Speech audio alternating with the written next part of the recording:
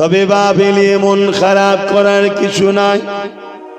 যুগে যুগে আমাদের উপরে অনেক জুলুম হয়েছে, যুগে যুগে আমাদের উপরে অনেক অত্যাচার হয়েছে। এমনও দিন গেছে এই জমিনের উপরে মুসলমান দিওকে এত কতল করা হয়েছে, দাজেলা নদীর পানিখানা লাল হয়ে গেছে। হালাকু খান এত মেরেছিল এবং মুসলমানদের কাটা মাথাগুলোকে নিয়ে বিশাল বিশাল রাজপ্রাসাদ তৈরি করে ফেলেছে। কিন্তু এরপরও শুনে রেখে দেন, সেই হালাকু খান মিটে গেছে, ইসলাম আজও জিন্দা আছে। এত মেরেছে, এই মাথার খুলি নিয়ে ইট যেমন সাজায় বড় বড় রাজপ্রাসাদ তৈরি করেছে মুসলমানদের মাথায়। হালাকু খান নাম মনে রাখবেন। আর দাজলা নদীর পানি পুরো লাল রক্তে, এত খুন মুসলমানদের। কিন্তু এরপরও হালাকু খান মিটে গেছে, আলহামদুলিল্লাহ। আজও ইসলাম সারা কায়নাত, সারা পৃথিবীতে চলছে। শুধু চলছে তা নয়, আজকে দিন ইসলামের উপরে রিসার্চ করে দেখা যাচ্ছে তাম পৃথিবীর বুকে নতুন করে যুবক যুবতীরা যে ধর্মের দিকে নতুন করে ছুটছে, এখনো যে ধর্মের দিকে মানুষ আগে আসছে দ্রুত ভাবে, ওই ধর্মের নাম হলো ইসলাম। এ যুবকেরা, কিন্তু এখানে একটা বোঝার বিষয়, প্রকাশ্য দুশমন যতই শক্তিশালী হোক না কেন, তার মোকাবেলা করা, তার সাথে লড়াই করে বিজয় হওয়া, এটা ইসলামের জন্য কোনো ব্যাপার নয়। কেন? আলো এমন একটা জিনিস, অন্ধকার যত গভীর হোক না কেন, আলো যেই আসে অন্ধকার কেটে যায়। আল ইসলাম নূরুন ওয়াল কুফরু যুলমাত, আল ইসলাম নূরুন ওয়াল কুফরু যুলমাত।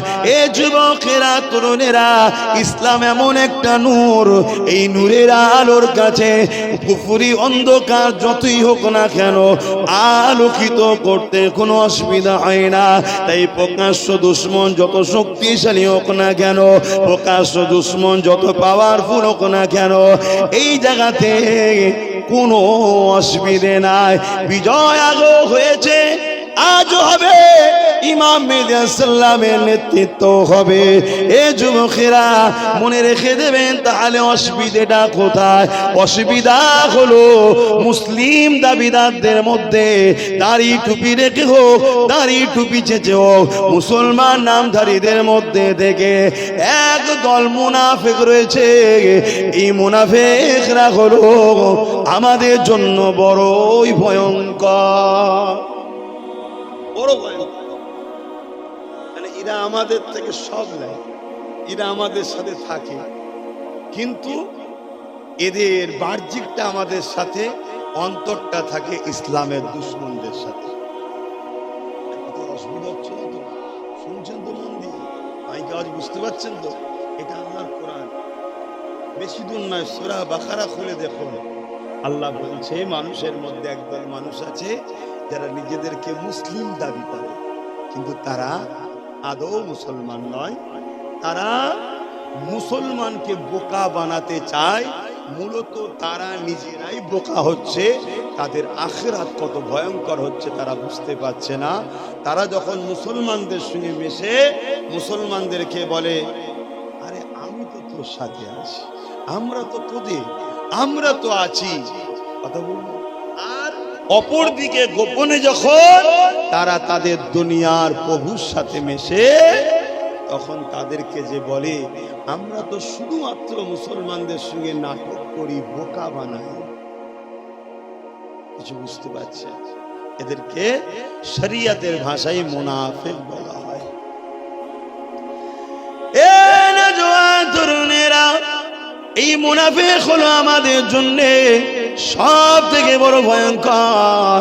কেননা আমার বাড়িতে কটা দরজা আছে, আমার বাড়ির ভেতরে কোথায় কি আছে কেউ জানে না, কিন্তু আমার ঘরের লোক যদি বাইরের দুশ্মনকে জানিয়ে দেয় তবেই তো নকশাটা পেয়ে যাবে। এখান দিয়ে যেতে হবে, এখানে সুড়ঙ্গ আছে, এখানে দরজা আছে, যদি সমস্যা হয় এই দিক দিয়ে চলে যেতে হবে। সব ব্লুপ্রিন্টটা যদি দুশ্মনের হাতে কেউ দিয়ে দেয় তাহলে দুশ্মনের জন্য তো আমাকে পরাজিত করতে সহজ হবে। এই আমাদের মধ্যে একদল মুনাফিক রয়েছে। হে যুবকেরা, তরুণেরা, বাপেরা, তারা এমন করে ইসলামের দুশ্মনের সঙ্গে মিশে আমাদেরকে ভেতর থেকে ক্ষতি করছে। এই জমিনের ওপরে তারা এই ভাটপাড়া অর্জুন সিং এর বিরুদ্ধে কেস করবে না। যে বলেছে ইসলামে নাকি রেপ করা পাপ নয় তার বিরুদ্ধে কথা বলবে না। যে কিনা এমন করে কোরআন শেষ হয়ে যাবে বলবে তার বিরুদ্ধে মামলা করবে না, তার বিরুদ্ধে কথা বলবে না। অথচ ওই মুসলমানকে সামনে কোনো উলামা যখন বলবে দিনের স্বার্থে, মসজিদের স্বার্থে, বাবারা আল্লাহ দিনের স্বার্থে তোমরা ঐক্যবদ্ধ হও, এক হও, এক হও, কাউকে মারার জন্য নয়। কারণ ইসলামের জুলুম করা হলো হারাম, কিন্তু নিজের পরিবার, নিজের বাচ্চাদের ভবিষ্যৎ বাঁচাবার জন্য এক হও, নিজের মসজিদের উপরে হামলা করে রুকার জন্য এক হও, নিজের কবরস্থানকে রুখার জন্য এক হও। এই মুনাফিক গুলো তখন বলবে অন্য বক্তা নিয়ে আসো, এ বক্তা চলবে না।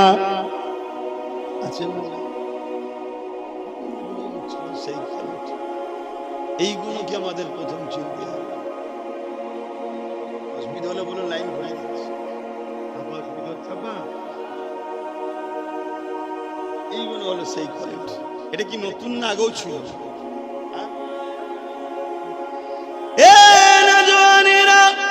আল্লাহ নবীর জামানাতেও ছিল। নবী পাকের সময়ে যতটা নবীকে কষ্ট ও কাশ দুশ্মনরা না দিয়েছে তার থেকে বেশি কষ্ট মুনাফিকরা দিয়েছে। আল্লাহ নবী সাহাবাদিগকে নিয়ে জালিমদের জুলুমের হাত থেকে মদিনাকে কিভাবে নিরাপদে রাখা যায়, জালিমদের জুলুমের হাত থেকে সাহাবাদেরকে কিভাবে নিরাপদে রাখা যায়, জালিমদের জুলুমের হাত থেকে নারী বাচ্চাদেরকে কিভাবে সুরক্ষিত রাখা যায়, এই প্ল্যান পরিকল্পনা নবী করত। আর নবীর মজলিসে তারা মুমিন সেজে, মুসলমান সেজে, সাহাবা সেজে ঢুকে বসে থাকতো। তারা টুক করে গিয়ে ইসলামের দুশ্মনদের কাছে বলে দিত, এর বিনিময়ে মোটা অঙ্কের টাকা নিয়ে নিত। এইভাবে তারা সাহাবাদের উপরে জুলুম করেছে, সাহাবা হুজুরদের উপরে অত্যাচার করেছে। এই মুনাফিকদের মধ্যে থেকে এক মুনাফিক যার নাম হলো আব্দুল্লাহ ইবনে উবাই, যে কিনা নবী পাকের পিছনে নামাজও পড়তো, নবী পাকের সঙ্গে জিহাদে গেছে, নবী পাকের সঙ্গে রোজা রেখেছে, নবী পাকের সঙ্গে হজ করেছে। কিন্তু আবার যখন আম্মা জান আয়েশা হুজুরের বিষয় এলো, আম্মা জান আয়েশা হুজুরের বিষয়ে সব থেকে বেশি পাড়ায় পাড়ায়, বাজারে বাজারে মিথ্যাচার করে ছড়িয়েছিল এই আব্দুল্লাহ ইবনে উবাই। আজও মুনাফিক আমাদের মুসলিম সমাজের মধ্যে আছে না নাই? এগুলো জানানো জাতিকে দরকার আছে। কাল তো মুনাফিক এসে বলতে পারে যে এসআইয়ের ফর্মটা আমি জমা করে দেবো, নিজে ডাস্টবিনে ফেলে দেবো। আমার কথা কি কষ্ট? এটাও তো একটা জটিল বিষয়। আমার ভাই আপনি, আমার দেশবাসী আপনি, ফেসে যাবেন, বিপদে পড়ে যাবেন। এই বিষয় থেকেও তো সুরক্ষিত রাখার জন্য কথা বলার নামও তো ইসলাম। জোরে বলুন সুবহানাল্লাহ। এরা এত বড় মুনাফিক, এরা কোরআনের 2টো আয়াত নেবে, 3টে আয়াত নেবে না, 5টা আয়াত নেবে, 10টা আয়াত নেবে না। এদের বক্তব্য কোরআনের কিছুটা লাও, কিছুটা লিও না। এটাও একটা মুনাফিক। এদের বক্তব্য মৌলী সাহেবরা আসবেন, আমাদের কথা বলবে, রোজার কথা বলবে, বাকি অন্য বিষয়ে কেন বলতে যাবে? বাবা শুনছেন তো? মৌলী সাহেবরা সুদের বিরুদ্ধে বলবে কেন? মৌলী সাহেবরা মদের বিরুদ্ধে বলবে কেন? কথা শুনছেন কেন? মদের বিরুদ্ধে বললে মুসলিম ছেলেরা যদি মদ খাওয়া ছেড়ে দেয় তাহলে এখন তো সরকার মদ ব্যাপারী হয়েছে, তার তো বাজার খারাপ হয়ে যাবে, এজন্য এদের অসুবিধা হয়। এই মুনাফিক মুসলমানগুলো তখন বলে কি না, ওই মদের বিরুদ্ধে বলছে ওই হুজুর আনা যাবে। শুনছেন তো? আর মদ যদি বিক্রি না হয় তাহলে বাড়ি বাড়ি বাড়ি বাড়ি ভাতা ভিক্ষাটা দেবে কি করে? আর ভিক্ষা যদি না পায় তাহলে মা বোনেদেরকে তো সাথেও পাবে না। শুনছেন তো নাকি? এই জন্যই তো সমস্যা। কিন্তু বলুন, আমার ইসলামে মদ হালাল না হারাম? আমার সংবিধান মদের পক্ষে না বিরুদ্ধে? আমি সবাইকে জিজ্ঞেস করছি, আর আমার সংবিধানও মদের বিরুদ্ধে। তাহলে আজকে আমরা কোথায়? বাবেরা, নওজওয়ানেরা, ইতিহাসের পাতায় একটা যোদ্ধার নাম বলে যায়, শুনে রেখে দেন, যিনার নাম হল হযরতে সালাউদ্দিন আইবি রাহমাতুল্লাহ আলাইহি, যিনি একদিকে যেমন মিশরে হুকুমত করেছিলেন, আবার তিনি জগৎ বিখ্যাত আল্লাহ পাকের ওলি বান্দা ছিলেন। তিনার জীবনে এমন কোন রাত যায়নি তাহাজ্জুদের নামাজ কাজা করেছে। আবার মিশরের রাজত্ব চালাচ্ছে। আর আজকে আমাদের ইমামরা যদি বলে, তোদের আমি তো ইমাম রে, আমার তো নামাজ পড়ি, জুম্মাটাও তো পড়িস, এক কাজ কর, এবারে যখন ভোট হবে আমি এই বুথে দাঁড়াবো, আমাকে ভোটটা দিস। কি বলবে মুসল্লিরা? এই ইমাম ভালো না। শুনছো তো নাকি? কেন এই সমস্যা, এই রোগ আমাদের মধ্যে ঢুকলো কেন? আর ওমর ফারুক মসজিদে নামাজও পড়ায়, অর্ধেক পৃথিবী চালায়। জোরে বলুন সুবহানাল্লাহ। এই রোগটা আমাদের মধ্যে ঢুকেছে কি করে? সমস্যাটা কোথাও বুঝতে পারছেন তো নাকি? একটা রোগ, এটা মারা। ইমাম ওই গ্রামে সব থেকে ভালো লোক না খারাপ লোক? বলুন বলুন, আমি জিজ্ঞেস করছি। আপনি আপনি আপনি ইমামটা কার? মুসলমানদের তো নাকি? মুসলিম মহল্লায় মসজিদে ইমাম যিনি আছে, ওই মহল্লাতে তিনি ভালো লোক না খারাপ লোক? তাহলে তাকে আপনি যখন ভালো বলছেন, তাহলে সেই ভালো লোককে আপনি নেতা বানাচ্ছেন কেন? বলছেন না ওটা মৌলী সাহেবদের কাজ। তাহলে কি কাজ? মুরগি জবাই করা কাজ। মৌলী সাহেব মুরগি জবাই করবেন, আমরা খাবো। আর আমার মৌলী সাহেবগুলোকেও বলি যে আপনারা কোথায় গেলেন? হ্যাঁ, আপনাদেরও অবস্থা নিজেরাই খারাপ করে ফেললেন। এখন আর টাইম আছে। কেউ না সাদ্দিক আব্বাস সিদ্দিকীর সাথে আছে, আসো সংগঠিত হও, নিজে বাঁচো, নিজের পরিবারকে বাঁচাও, মুসলিম জাতিকে বাঁচাও। পাশাপাশি একজন প্রকৃত আল্লাহ মান্যে ওলাই পারে সর্বধর্মের মানুষকে নিরাপত্তা দিতে, বাকি অন্য কেউ পারে না। আমি চ্যালেঞ্জ করছি, তিনি পারতো ৭৯ বছর দেশ চালাচ্ছে অন্যজনরা, এখনো আমার দেশে গরিবের সংখ্যা ৮০% কেন? এর উত্তরটা দেন। কথা বুঝছেন না? অতএব হিংসার চশমা খুলে দিয়ে ইনসানিয়াতের চশমায় আসুন, হিংসার চশমা খুলে দিয়ে মানবতার চশমাতে আসুন। ৭৯ বছর ধরে দেশ চালাচ্ছে অন্যজনরা, এরপর ৮০% ভারতবর্ষের গরিব কেন? বেশি তো কম নয়, কম করে বলছি। এই ৮০%-এর মধ্যে মাত্র 14% মুসলমান, বাকি তাহলে কারা? চলো মুসলমানকে নাই দেবে না, মুসলমান বাদ, বাকি যে গরিব আছে তারা কারা? তাদেরকে গরিব বানিয়েছে কারা? মুসলমান। এত মুসলমানদের সমস্যা কেন? একটাই সমস্যা, মুসলমান জুলুম দেখলে রুখতে হবে ফরজ, জুলুম দেখলে রুখতে হবে ফরজ।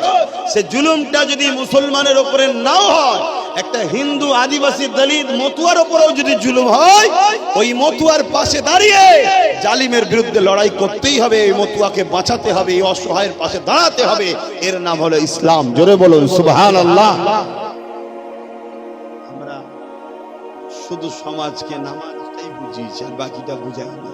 আর আজ যখন আব্বাস সিদ্দিকী বুঝাচ্ছে, সমাজের মুরব্বী বাপ থেকে শুরু করে, মা থেকে শুরু করে, যুবক যুবতী থেকে শুরু করে, ভাই বোন থেকে শুরু করে, নতুন প্রজন্ম থেকে শুরু করে, উলামা ভাই থেকে শুরু করে, দেরি হলো অনেক উলামা, লক্ষ লক্ষ উলামা ভাই চেঞ্জ হচ্ছে। কথা কি আমার ভুল হচ্ছে? আপনি কান মিলিয়ে দেখেন না এলাকায়, বলছেন ঠিকই বলছে, কিন্তু আমরা আর আব্বাস সিদ্দিকী তো সমান নয়, সে দাদা হুজুরের আওলাদ। তা আমি আছি পিছনে, বলছে আছি, আমি এটাই চাই।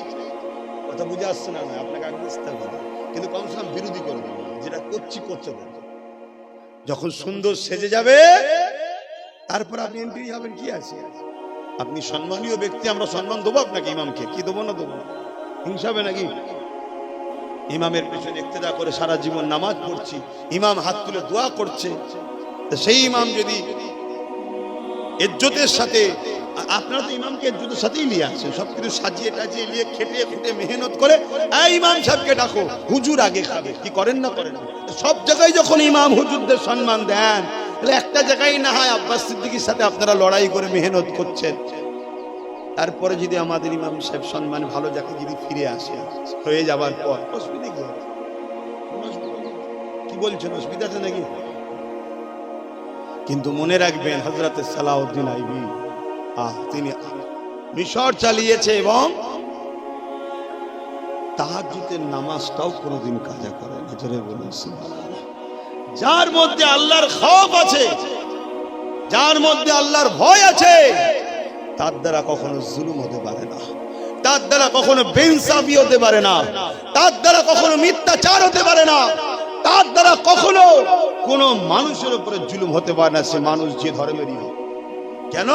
ও ধর্মের অন্য হতে পারে, কিন্তু মানুষটা তো মহান স্রষ্টা রব্বুল আলামিনের সৃষ্টি, অতএব তার উপরে জুলুম করা মানে তুমি আল্লাহর সৃষ্টির উপরে জুলুম করছো, আল্লাহ তোমায় ছাড়বে না। আল্লাহর ভয় যার মধ্যে আছে তার দ্বারাই তো ইনসাফ হওয়া সম্ভব, কিন্তু আল্লাহর ভয় যাদের মধ্যে আছে, কাদের মধ্যে? আল্লাহ কোরআনে বলছে আমাকে সব থেকে বেশি ভয় করে উলামারা। তারা উলামারা, আর সেই উলামাদের ঘরেই তো আজকে আমরা কোনটাসা করে রেখে দিয়েছি। আবার এখানে একটা কথা বলে দিতে লাগে, আখেরি জামানা তো, আল্লাহ নবী বলেছেন আসমানের নিচে জমিনের উপরে সব থেকে নিকৃষ্ট হবে আবার একদল উলামা। সব থেকে নিকৃষ্ট হবে কারা? একদল উলামা। তারা কারা?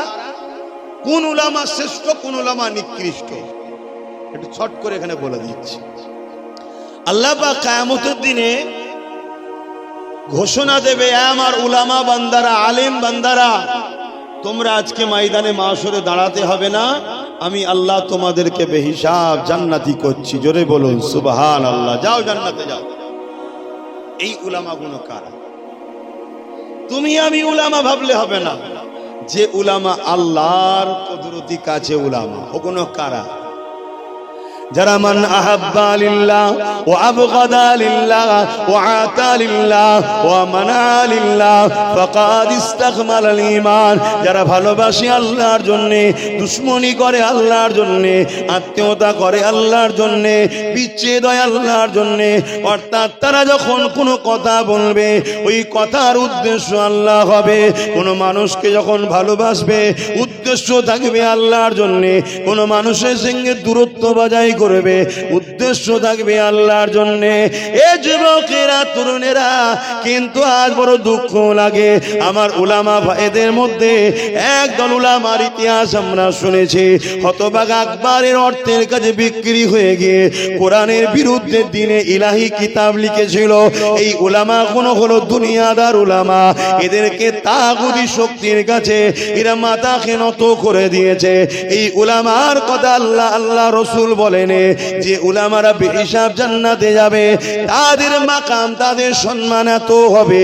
কোন ছেলে যদি, এ আমার আব্বারা, যুবকেরা শুনে রেখে দাও, উলামার সঙ্গে কেউ যদি এক দস্তখানে বসে খানাও খেয়ে থাকে, কিয়ামতের দিনেতে এই রকম ব্যক্তিকে ওই উলামার কাতারে আল্লাহ পাক জান্নাতি বানিয়ে দেবে। এ নওজওয়ানেরা, কিয়ামতের দিনে আল্লাহ যখন উলামাদের ঘোষণা করে দেবে, হে আমার উলামা বান্দারা, যান আপনারা জান্নাতে চলে যায়। তারা যখন জান্নাতে যেতে লাগবে, ওই সময় এক শ্রেণীর মানুষেরা তাদের রাস্তা আগলে দেবে। হে আল্লাহ পাকের উলামা বান্দারে, দুনিয়া জমিনে আপনারা ওয়াজ করেছিলেন আল মারউ মা মান হাব্বা, দুনিয়ায় যে যাকে ভালোবাসবে তার সঙ্গে জান্নাতে যাবে।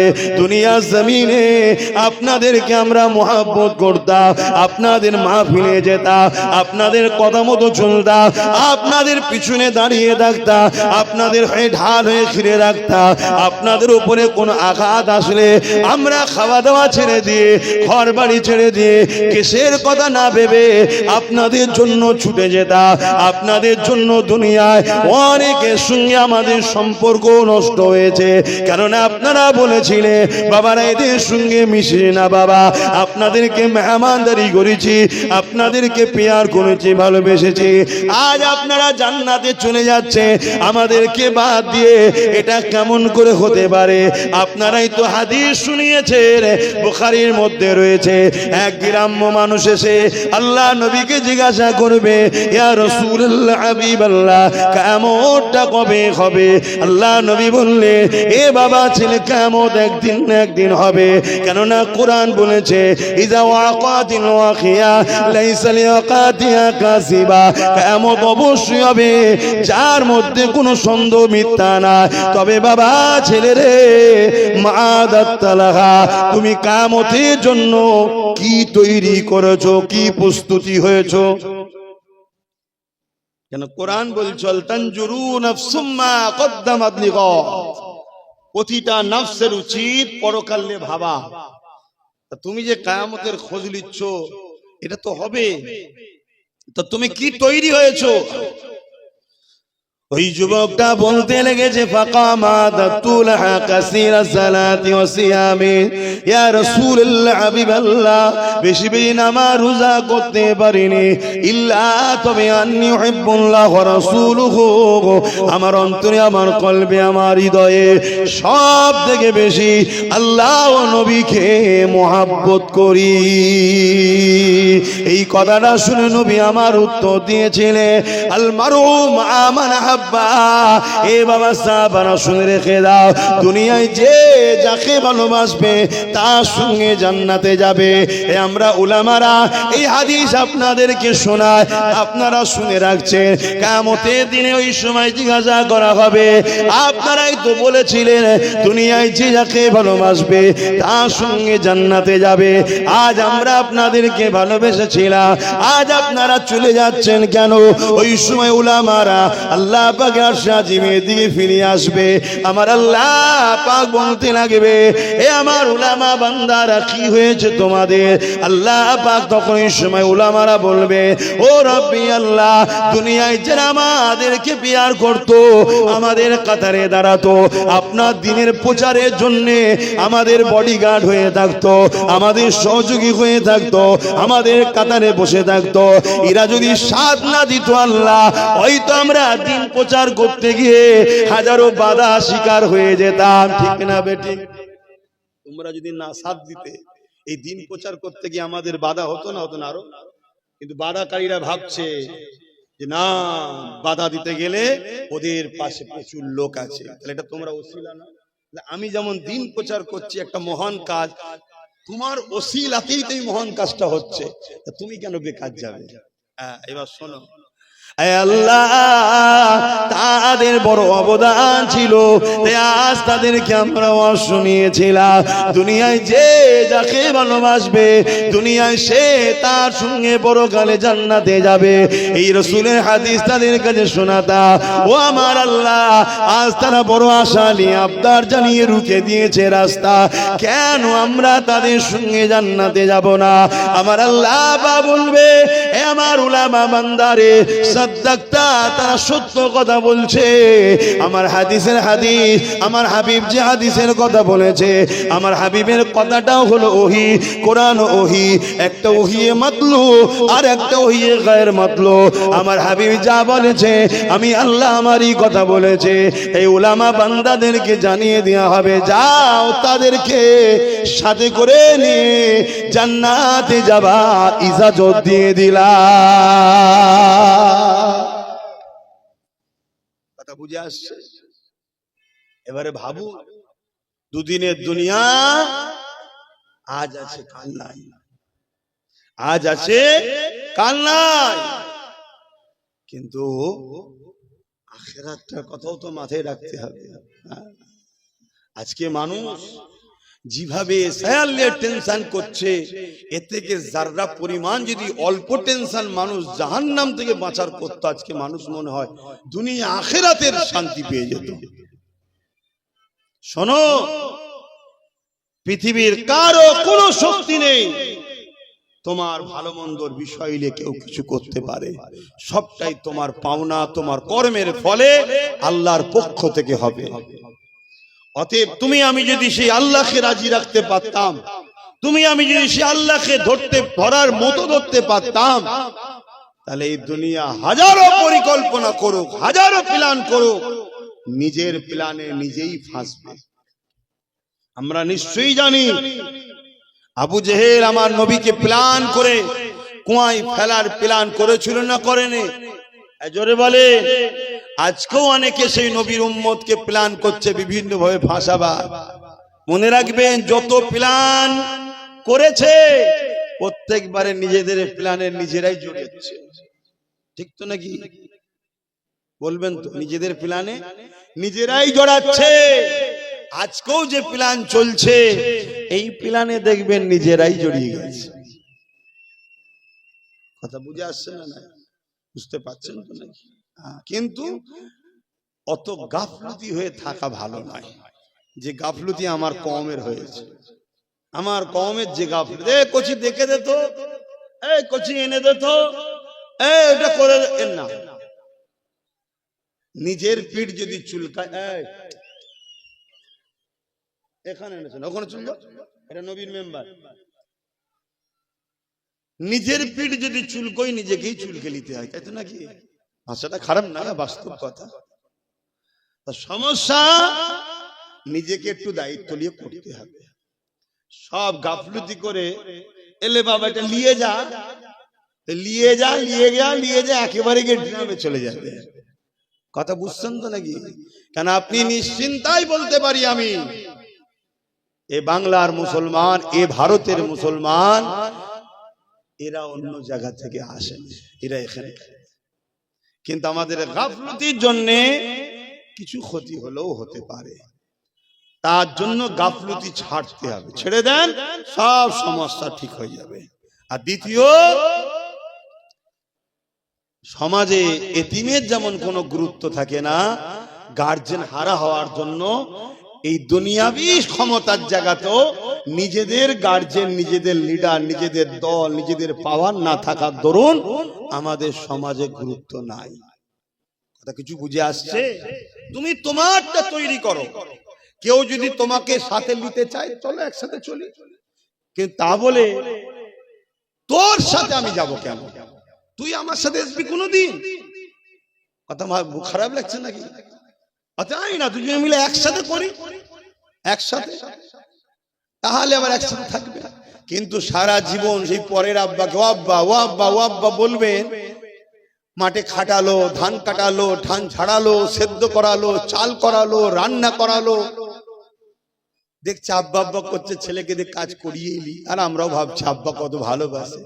লাস্টে যখন খাবার টাইম হয়েছে, ঘরের দরজা দিয়ে তারা বাব্বাটাই খাচ্ছে, তোমাকে আমাকে বার করে দিয়েছে। কি সমাজে ঘটছে না? সব কিছুর ভাগের বেলায় আমরা বাদ। কি গো, কথা কি খারাপ লাগছে? একটু বোঝে, একটু ভাবে। এটা যুগে যুগে হয়ে আসছে। আবু জেহেল কুয়া করেছিল আমার নবীকে ফেলবে, কুয়ায় পড়েছিল কে? জোরে বলে। আবু জেহেলই পড়েছে। আজকের আবু জেহেলরাও কুয়া খুঁড়ছে আমাদেরকে ফেলবে বলে। আর এরাও কুয়া থেকে উঠতে গেলে আমাদেরই হাত ধরে উঠতে হয়। কি গো, আমরা হাত না ধরলে উঠতে পারবি না? কথা বলে। হ্যাঁ, কেউ একজন আগে ছিল, আমাদেরকে কুয়ায় ফেলে দিয়ে দেখেছিল। আমরা যখন বুঝতে পেরে সরে গেছি, কুয়ায় সে নিজে পড়েছে না পড়েনি? এমন কুয়ায় পড়েছে, এখনো উঠতে পারছে কি? পারেনি। আমরা যদি এক্ষুনি সবাই মিলে হাত ধরি, চচ্চর করে আবার উঠে পড়বে। আমরা যার হাত ধরি সে যখন ওঠে, তাহলে আমাদের ভাগিদারিটা কই? আমাদের ভাগটা কই? কথা বুঝছেন না? বুঝেন না? এইটাই আব্বাস সিদ্দিকী বুঝায় তার বাপকে, তার মাকে, তার বোনকে, তার ভাইকে। যে আমার নয় তার জন্য হজ করতে আমি আসি না। তোরকে আমার কথা নিতে কে বলেছে? শুনছেন না? কিন্তু আমার বাপকে তো বুঝাতে হবে। 40 বছর ধরে তুমি সিলসিলার কাজ করছো,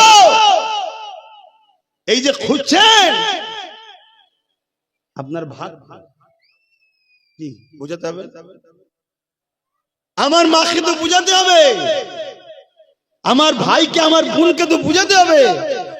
আল্লাহ পাক কোরআনে বলছেন কু আনফুসাকুম ওয়া আহলিকুম নারা, নিজে বাঁচো, নিজের আহালদেরকে বাঁচাবার চেষ্টা করো। কোথা থেকে? জাহান্নাম থেকে।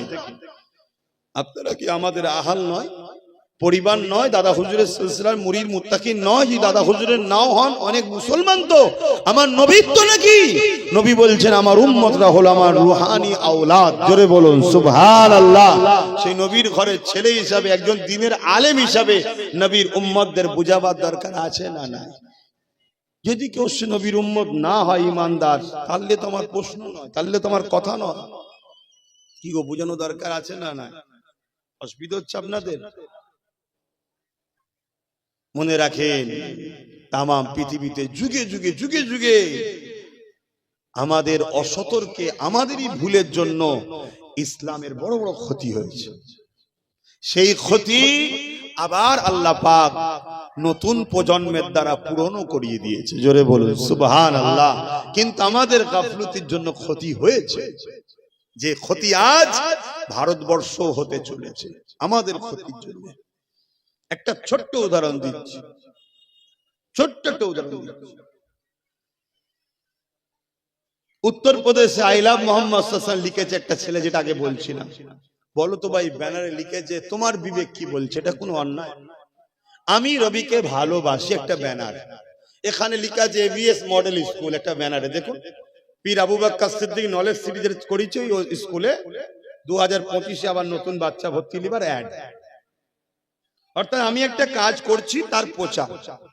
আমি নবী মুহাম্মদ সাল্লাল্লাহু আলাইহি ওয়াসাল্লামকে ভালোবাসি, এটা আমার ভালো লেগেছে, এটা লিখেছি। এতে অপরাধটা কি? কত লোক ভারতের খবর পাকিস্তানকে দিয়ে দিচ্ছে,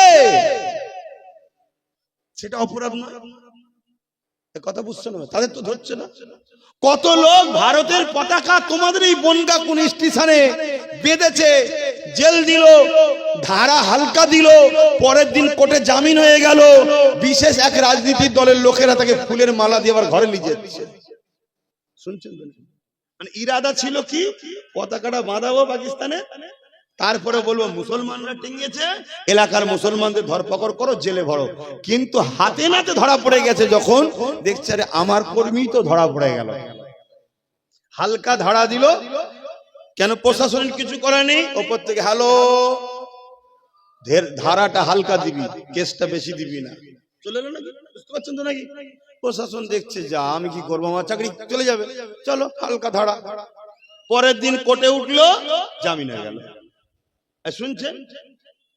আর শারজিল ইমাম উমর খালিদ নাম জানেন? চেনেন আপনি?